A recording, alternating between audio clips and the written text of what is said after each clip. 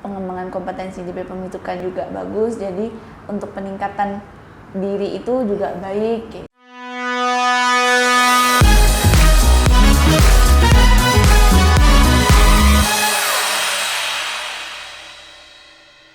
Kembali lagi ke podcast Gurindam, gudang informasi obat dan makanan Lokapom di Kota Tanjung Pinang.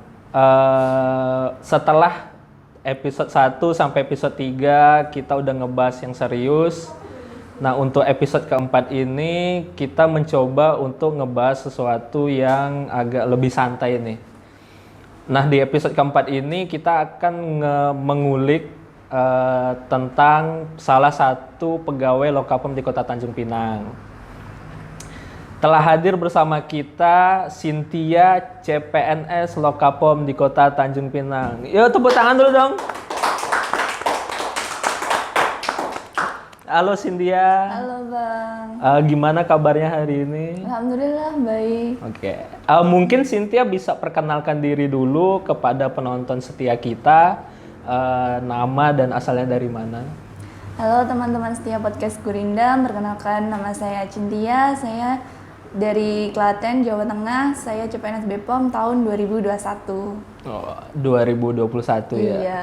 Dari Klaten dan sekarang ada di Tanjung Pinang. Lumayan cukup berani juga ya, maksudnya kayak pergi jauh ke Tanjung Pinang, merantau gitu ya. Iya. Sebelumnya kuliah di mana nih Cynthia? Saya dulu kuliah di Akademi Akuntansi YKPN Yogyakarta. Iya. Jurusan akuntansi. Oh, angkatan tahun berapa tuh? Aku masuk tahun 2016 akhir. Kenapa memilih Kota Tanjung Pinang gitu? Kenapa aku milih di Kota Tanjung Pinang itu karena yang pertama di sini tuh ada deket sama keluarga juga. Jadi kan berani untuk kesini karena nggak jauh juga sama keluarga. Gitu. Keluarga di sini berarti apa nih? Ayah, ibu? Ya ada ayah saya kan kerja di Batam juga kan, juga nggak jauh kan dari Tanjung Pinang gitu. Jadi ya kalau mau kesini pun ada yang ngejaga, ada yang masih ada keluarga lah gitu. Tunggu, ayah di Batam berarti kan ya. Terus Cynthia di Tanjung Pinang berarti sendirian? Enggak, aku kesini sama ibu juga. Oke, gitu. ibu ikut. Oke, Cin, mungkin ini menjadi pertanyaan dari penonton setia dari podcast Gurindam nih. Kenapa sih Cynthia ingin mendaftar sebagai PNS? Untuk aku daftar jadi PNS nih, yang pertama pastinya dorongan dari orang tua.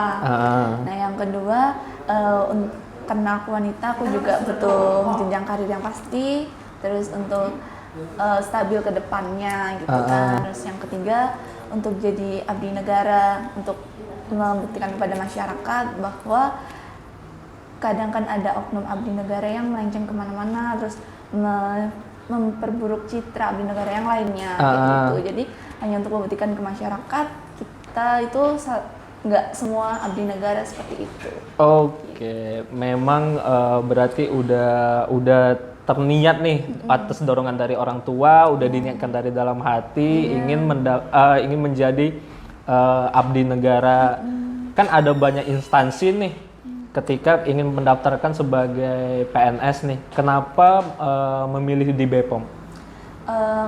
Aku memilih ke BPOM itu yang pertama karena BPOM tuh buka lowongan yang gede untuk kualifikasi pendidikan aku. Itu yang kedua karena aku juga tertarik di bidang kosmetik dan makanan juga. Untuk izin edar kadang di online gitu kan ada yang mengatasnamakan izin BPOM. Nah kayak gitu, jadi aku pengen mengenal lebih jauh Badan POM itu seperti apa sih di dalamnya, bagaimana sih izin edar itu terbit kayak gitu. Jadi aku pengen menjadi salah satu bagian dari Badan POM untuk masyarakat itu bisa memperoleh produk yang aman dan bermutu. Gitu. Iya, oke. Kalau biasa di BPOM tuh ada namanya ceklik tuh untuk jadi jargonnya tuh. Berarti Cynthia sebelumnya udah mencoba melakukan ceklik ya? Iya. Dan dari situ baru penasaran, barulah mencoba untuk mendaftarkan diri menjadi pegawai di Badan POM. Iya, gitu.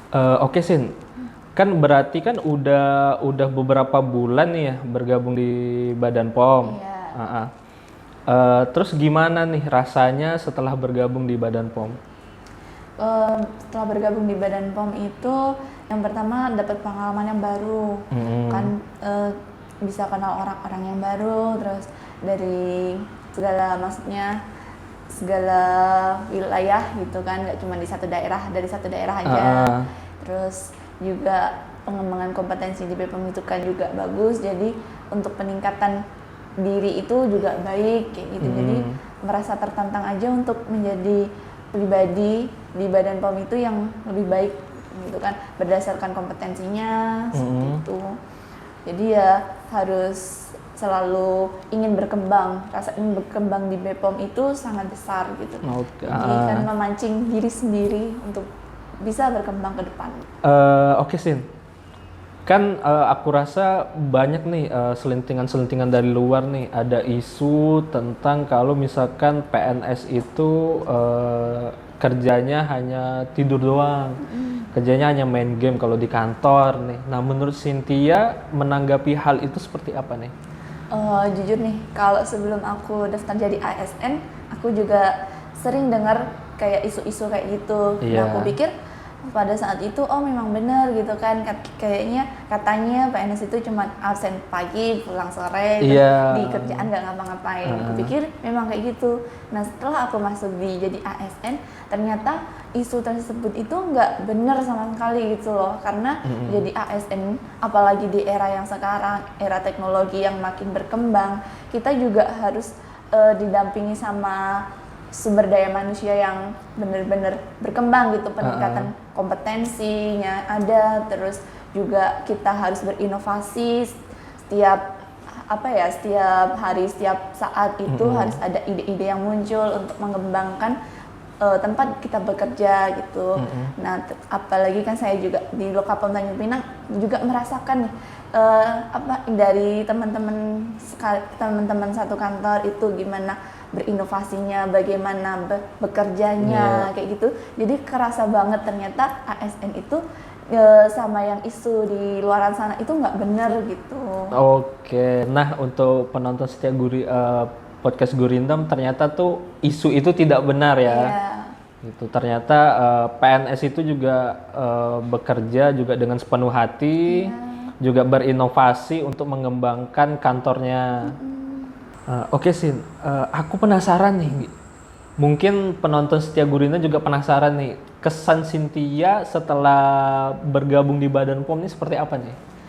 Kalau kesan aku nih setelah bergabung di Badan POM itu, di Badan POM itu untuk saringan masuknya aja waktu pendaftaran itu aku merasa tuh kayak ketat banget gitu kan. Pada saat pendaftaran dari mulai administrasinya, terus SKD dasarkan, terus SKB, masuk ke SKB ini bener-bener kerasa banget kalau di Badan POM itu harus jadi SDM yang bener-bener baik gitu, bener-bener punya kompetensi yang bagus, terus harus rasa ingin berkembangnya juga ada, terus pengalamannya juga harus luas, kayak gitu. Jadi di Badan POM itu lebih menunjukkan kerja nyata gitu, SDM-nya gitu.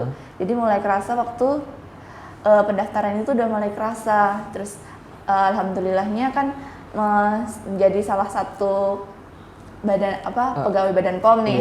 Nah setelah itu melewati masa orientasi kurang lebih 1 bulanan.